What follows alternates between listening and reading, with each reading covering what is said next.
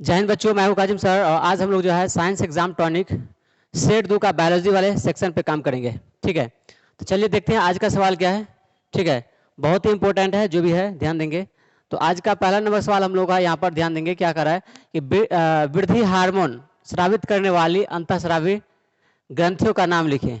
देख लीजिए, हमारे शरीर के अंदर में बहुत सारे ऐसे ग्रंथियां हैं जो हमारे शरीर को वृद्धि विकास करने में मदद करती है। वही पूछ रहा है कौन सा ग्रंथि है, तो याद रखना है पिट्यूटरी ग्रंथि। ठीक है, पिट्यूटरी ग्रंथि है ना, एक ऐसा ग्रंथि है जो हमारे शरीर में वृद्धि हार्मोन रिलीज करता है और हमारा लंबाई बढ़ने या शरीर का विकास करने में मदद करता है। ठीक है, तो याद रखना है क्या, पिट्यूटरी ग्रंथि। याद रहेगा कौन सा ग्रंथि, तो पिट्यूटरी ग्रंथि है ना, पिट्यूटरी ग्रंथि। अब बात करें, अगला सवाल है कि डीएनए का पूरा नाम क्या होता है। तो बहुत ही सिंपल याद रखेंगे, डीएनए का पूरा नाम डीऑक्सी राइबो न्यूक्लिक एसिड है ना, डीऑक्सी राइबो न्यूक्लिक एसिड है ना, सिंपल है, याद रखना है ना। डीएनए का पूरा नाम डीऑक्सी राइबो न्यूक्लिक एसिड। ठीक है, अगला सवाल है, रक्त का लाल रंग किस वर्णक के कारण होता है। तो है ना, रक्त का लाल रंग होता है हीमोग्लोबिन के कारण। किसके कारण, हीमोग्लोबिन के कारण, है ना, सबको पता होगा है ना। रक्त किसके वजह से लाल होता है, तो हीमोग्लोबिन की वजह से लाल होता है। ठीक, ध्यान रखना। चलिए अगला नंबर सवाल देखेंगे। अगला नंबर सवाल देखते हैं, यहाँ पर सवाल क्या कह रहा है। अगला नंबर बहुत ही सिंपल। ठीक है, सवाल कह रहा है यहाँ पर कि श्वसन में ग्लूकोज का पूर्ण विखंडन या ऑक्सीकरण किस अंगक में होता है। ध्यान रखना है बच्चों कि श्वसन में जो है ना ग्लूकोज का विखंडन है ना कहाँ होता है पूर्ण, वो माइटोकॉन्ड्रिया में होता है। कहाँ होता है, माइटोकॉन्ड्रिया में होता है। ठीक है, कोशिका के अंदर में कहाँ होता है, माइटोकॉन्ड्रिया में होता है। ठीक है, ग्लूकोज का पूर्ण विखंडन या ऑक्सीकरण कहाँ होता है, माइटोकॉन्ड्रिया में, जो कि कोशिका के अंदर होता है। ठीक है, इसको ध्यान रखना है। अगला सवाल है कि कोई दो जैव है ना, जैव अनिम्नीकरणीय अवशिष्ट का नाम लिखें। बहुत ही सिंपल है, प्लास्टिक, शीशा, ये क्या है, अनिम्नीकरणीय अवशिष्ट है। क्या है, अनिम्नीकरणीय अवशिष्ट है, इसको वैसे ध्यान रख सकते हैं हम लोग। ठीक है, चलिए अगला नंबर अगर सवाल देखें यहाँ पर, तो अगला नंबर सवाल है कि प्रकाश संश्लेषण क्रिया के लिए आवश्यक पदार्थ या घटक क्या क्या होगा, है ना, क्या क्या होता है। सबको पता है प्रकाश संश्लेषण के लिए क्या क्या चाहिए, है ना, कार्बन डाइऑक्साइड चाहिए, क्लोरोफिल चाहिए, है ना, सौर ऊर्जा चाहिए, है ना, पृथ्वी से जल लवण खनिज चाहिए, ये सब चाहिए। तो उसी का घटक लिखना है, तो सिंपल है, हम लोग यहाँ पे लिख सकते हैं। देखिए, कार्बन डाइऑक्साइड चाहिए है ना, CO2 चाहिए, तब ना प्रकाश संश्लेषण क्रिया होगी। सूर्य प्रकाश चाहिए, मैंने अभी बता दिया, सूर्य प्रकाश चाहिए। ठीक है, जल चाहिए। ठीक है, और क्लोरोफिल चाहिए जो कि पौधे में होता है। ठीक है, तो ये 4 चीज चाहिए, फिर जाकर के प्रकाश संश्लेषण क्रियाएं होगी। याद रहेगा, ध्यान रखना है ना। कार्बन डाइऑक्साइड चाहिए, ठीक है, सौर ऊर्जा चाहिए, मतलब सूर्य का प्रकाश चाहिए, क्लोरोफिल चाहिए और जल चाहिए। इतना चीज चाहिए प्रकाश संश्लेषण क्रिया करने के लिए, फिर पेड़ पौधा अपना भोजन निर्माण कर सकते हैं। ठीक है, चलिए बढ़ते सवाल देखते हैं यहाँ पर क्या कर रहा है। अगला नंबर सवाल यहाँ पे देखेंगे क्या कर रहा है यहाँ पर कि मानव में उत्सर्जन तंत्र के अंगों का नाम लिखें।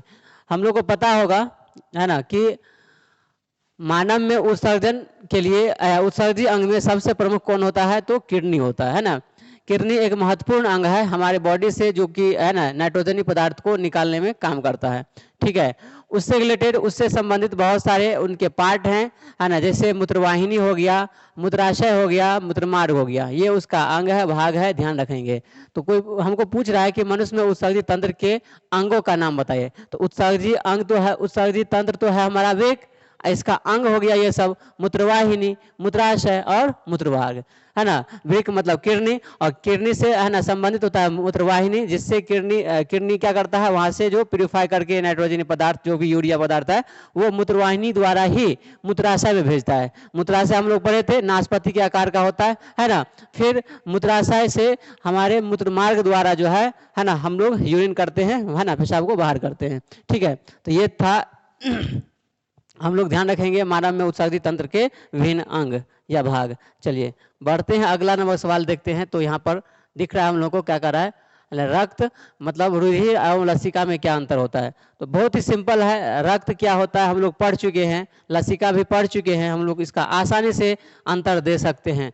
रक्त जो होता है ना, वो क्या होता है, लाल होता है। रक्त क्या होता है, लाल, यहाँ लिखा भी होगा, रक्त लाल रंग का होता है ना। किसके वजह से होता है, ये भी पता है हम लोग को, है ना, हीमोग्लोबिन की वजह से लाल होता है, ये पता है हम लोग को। ठीक है, और रक्त जो होता है ना, वो हमारे शरीर में जो है ना किसके द्वारा बहता है? तो धमनी और शिरा के द्वारा। ठीक है, रक्त हमारे शरीर में धमनियों और शिराओं के द्वारा प्रवाहित होता है, वो यहाँ लिखा हुआ है। रक्त हमारे शरीर में या रुधिर हमारे शरीर में धमनी या शिरा के द्वारा प्रवाहित होते हैं, याद रहेगा। ठीक है, बहुत ही सिंपल है, इसको याद रखना है। और इसका प्रवाह हमेशा द्विदिशीय होता है, अर्थात ये कि रक्त हमारे शरीर में जो है ना बॉडी के विभिन्न अंगों में, विभिन्न भागों में बहता है, ऊपर की ओर भी बहता है और नीचे की ओर भी बहता है। इसीलिए कह सकते हैं कि रक्त का प्रवाह जो होता है ना द्विदिशीय होता है। ठीक है, उसके बाद बात करेंगे लसिका का। तो लसिका ठीक उसका उल्टा हम लोग ध्यान रख सकते हैं, या ऐसे उल्टा नहीं तो ऐसे भी ध्यान रख सकते हैं कि है ना, रक्त जो है लाल होता है, लेकिन ये लसिका क्या होता है? ये रंगहीन या पीला होता है, रंगहीन या पीला। यहाँ लिखा भी है लसिका रंगहीन या पीला होता है। ठीक है, और इसका प्रवाह तो हमारे धमनियाँ और हमारे शिराओं में होता था। ठीक है, बॉडी के शरीर में धमनियाँ और शिराएं उसके में होता था, लेकिन यहाँ पे इसका प्रवाह जो है ना कहाँ होता है? इसका प्रवाह हमारे उत्तकों के बीच खाली जगहों में होता है ना। यहाँ जो है ना उत्तक के बीच खाली स्थानों में प्रवाहित होता है। ये लसिका कहाँ प्रवाहित होता है ना? उत्तकों के बीच खाली स्थान में प्रवाहित होता है, इसको ध्यान रखना है। ठीक, और अगली बात यहाँ पर, जैसे ये इसका प्रवाह, हमारे रक्त का प्रवाह द्विदिशीय हो रहा था, लेकिन लसिका का प्रवाह द्विदिशीय नहीं होगा, ये एक दिशीय होगा। क्यों? ठीक है, इसमें द्विदिशीय होता है, यहाँ पर एक दिशीय प्रवाह होता है। ठीक है, अब बात करते हैं अगला नंबर सवाल का, तो ध्यान देंगे। तो अगला नंबर सवाल हम लोग के लिए यहाँ पर है सिंपल, वाष्पोत्सर्जन क्या है? पौधे में इसका क्या लाभ है? बहुत ही सिंपल, वाष्पोत्सर्जन। हम लोग को पता है पौधे के वायवीय भागों में रंध्रों द्वारा है ना जल का वाष्प के रूप में निकलना, है ना, वाष्पोत्सर्जन कहलाता है। सिंपल है, मतलब पौधे के बाहरी भागों में जो है ना रंध्रों द्वारा जल का वाष्प के रूप में जो बाहर निकलता है वही वाष्पोत्सर्जन कहलाता है। ठीक है, आप देखे होइएगा पौधे में, वैसे आप नहीं समझ पाइएगा, लेकिन अगर इसको प्रैक्टिकली करना चाहें तो कर सकते हैं। किसी पौधे में ले लेंगे, गमले में लगे, और उसको ऊपर से पन्नी से किसी पत्ते को बांध देंगे, पारदर्शी पन्नी से, उसको कुछ देर के लिए प्रकाश संश्लेषण के लिए छोड़ देंगे धूप में। तो क्या होगा कि आप कुछ देर के बाद देखिए उस पर बूंदे बूंदे जैसा आ जाएगा। इससे पता चलता है कि अंदर में पानी जो आया है ना वो वाष्पन क्रिया की वजह से ही आया था। ऐसे हम लोग प्रैक्टिकली करके चेक कर सकते हैं। फिर भी हम लोग यहाँ ध्यान रखेंगे पौधे के वायवीय भागों में जो ना रंध्रों के द्वारा जल का वाष्प के रूप में जो निकलने की प्रक्रिया हो रहा है वो क्या कहलाएगा? वाष्पोत्सर्जन कहलाएगा। याद रहेगा, आप यहाँ पे देख भी सकते हैं, लिखा भी है यहाँ पर। ठीक है, पौधे के वायवीय भागों में जल का रंध्रों द्वारा वाष्प के रूप में है ना निष्कासन क्या कहलाएगा? वाष्पोत्सर्जन कहलाएगा। इसका लाभ क्या होता है? तो बहुत ही सिंपल लाभ है। वाष्पोत्सर्जन क्रिया की वजह से ही पेड़ पौधा पृथ्वी से जल लवण खनिज को खींच पाता है, क्योंकि जल खींचेगा तो उसमें जो घुलित लवण है, खनिज है, वो भी खींच लेगा। तो ये हम लोग इसका लाभ दे सकते हैं, है ना, इसका लाभ दे सकते हैं कि यह क्रिया पौधों में जल एवं खनिज लवण को अवशोषित करने में मदद करता है। मतलब पेड़ पौधे जो पृथ्वी के अंदर से जल लवण खनिज को अवशोषित करता है, उसमें वाष्पोत्सर्जन क्रिया मदद करता है। मतलब वाष्पन होगा तब ना नीचे से खींचेगा, फिर वाष्पन होगा।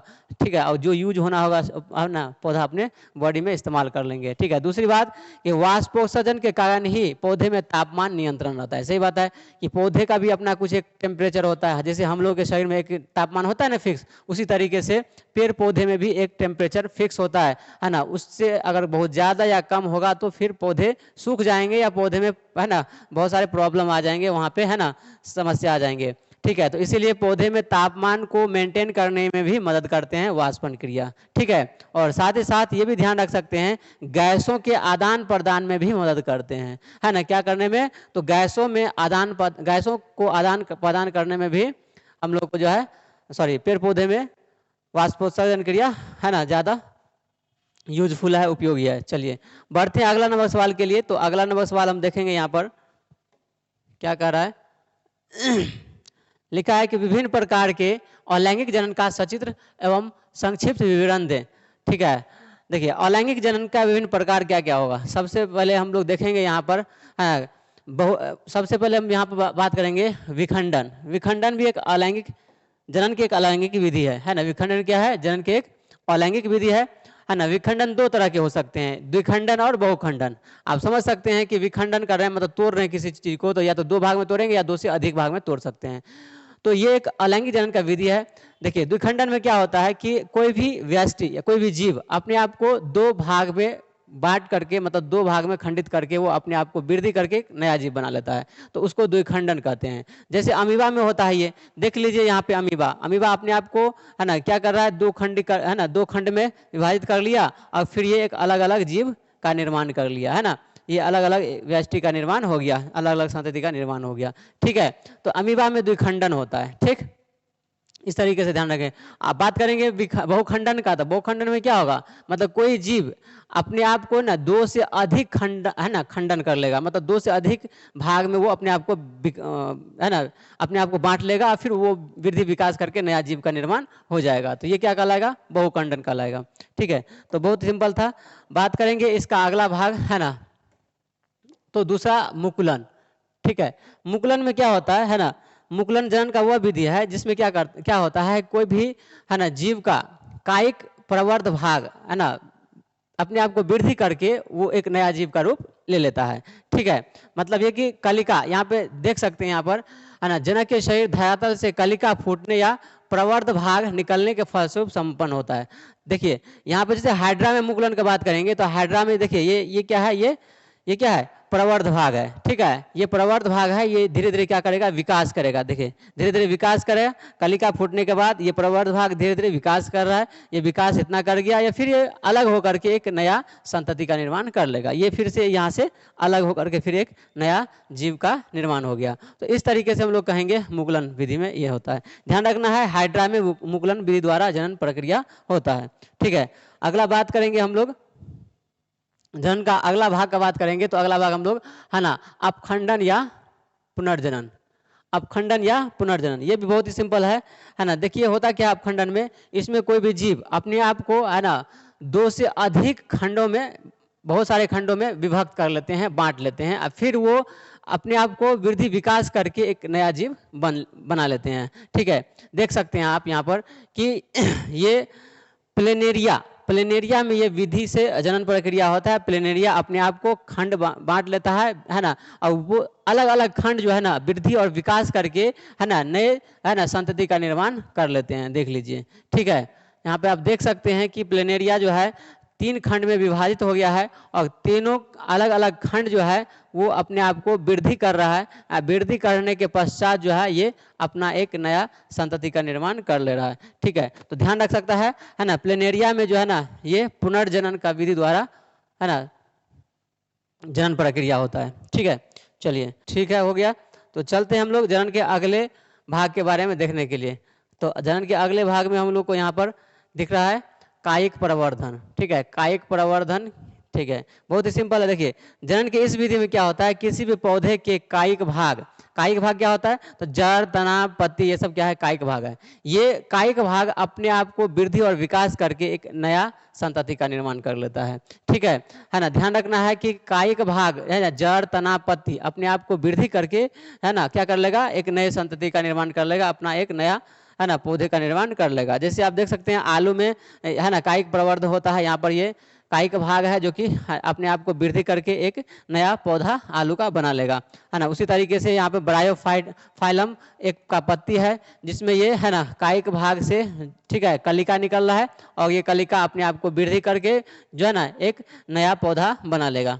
ठीक है, तो ये सारा था जो कि अलैंगिक जनन का प्रकार था। ठीक है, तो इस तरीके से हम लोग जो है आज बायोलॉजी वाले पार्ट पे काम कर लिए हैं। ठीक है, और नेक्स्ट क्लास में जो है ना सेट 2 का ऑब्जेक्टिव वाले सेक्शन पे काम करेंगे। ठीक है, अगर वीडियो अच्छा लगा हो तो प्लीज़ वीडियो को लाइक करें, कमेंट करें, और अपने दोस्तों के पास भी इसको शेयर करें ताकि वो भी अपना इसका फ़ायदा उठा सकें। ठीक है बच्चों, मिलते हैं नेक्स्ट वीडियो में, तब तक के लिए जय हिंद।